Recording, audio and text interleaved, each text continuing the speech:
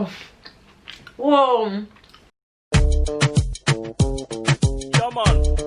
This is the Dagan Soro. Aratuga in the house. Kapuku Digit in the house. Wow. This is the joyride with the rainbow goddess, the rainbow goddess. This is the joyride with the rainbow goddess, the rainbow goddess. Hello and welcome to Joyride with the Rainbow Goddess. I'm Itzel and today I'm going to be teaching you how to make a holiday roast. This holiday roast is very special because it is soy-free and gluten-free. Not only is this recipe amazing for the holidays, but it's actually also really great for making like cold cuts for sandwiches or even pepperoni for pizza. It all depends on how you shape it and how you spice it, but the base recipe stays the same. So let's head to the kitchen and get started. Now before we get started, I do want you to know that the loaf I'm going to be making as an example is a lot smaller than the one that you're going to be making at home because I've been making like roast for the past like 12 hours, so I have at least 6 roasts on hand. I was trying to get this recipe right.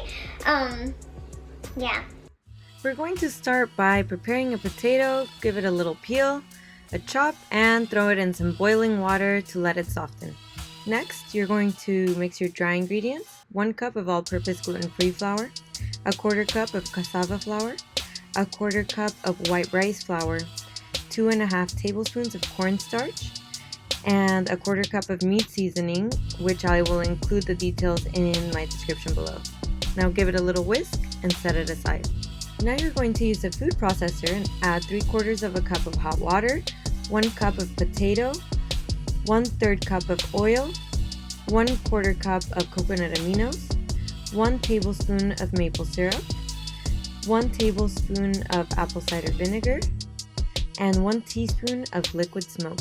Now blend it until smooth. Now simply mix your wet and dry ingredients together. Next, you're going to take a piece of parchment paper and put it on top of a sheet of foil. You're going to coat the parchment paper in oil as well as your hands. And you're going to transfer your dough onto the parchment paper.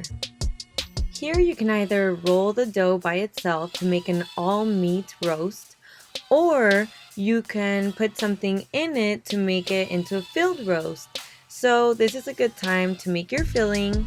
I made a rice stuffing to put inside of it. I found that it's pretty good to let your dough rest a little bit. It thickens a little bit more. As you can see, it's a little bit loose here. If you have something ready to go in, it's totally fine as well. You're just going to press down your dough and you're going to put your stuffing in. Then you're going to fold the parchment paper upwards to pinch the dough to seal it. And then you're going to grab the ends and you're going to squeeze them in to make a nice tight log out of it. Then you're going to roll it in the foil and squeeze the ends to make it nice and tight. Now you're going to steam it covered for 35 minutes. Now make sure to keep an eye on your water because I have had it run out of water before and then my pot just starts burning. I like to clean up while I wait. I like to clean up while I wait. Woo! Yeah! Make sure to look at my description below to find this full recipe, which is a sort of corned beef pork one. I will also have one that's chicken/turkey style and some extra bonuses. Ready! Now we're going to put it in the oven to dry it out a bit. And I like to either put it on straight onto the rack to give it those kind of like grill marks, or I have this cute basket that has like a grid on it and gives it that really roast type look on one side. If you have convection baking, I would do that. Otherwise, just baking it at 450 degrees for 6 minutes is fine. Finally, you're going to transfer it into the fridge uncovered to let the flavors and textures develop until it's completely cooled. Then you can transfer it into a container if you're going to leave it overnight, or once you're ready for service, you want to reheat it in the oven covered in foil, and when it comes out of the oven, I like to cover it in a glaze. So I am actually going to try one that I made this morning, and even just having it sit over like the course of a few hours before putting it in the oven and reheating it made a big difference in how nice the texture is. So let's see.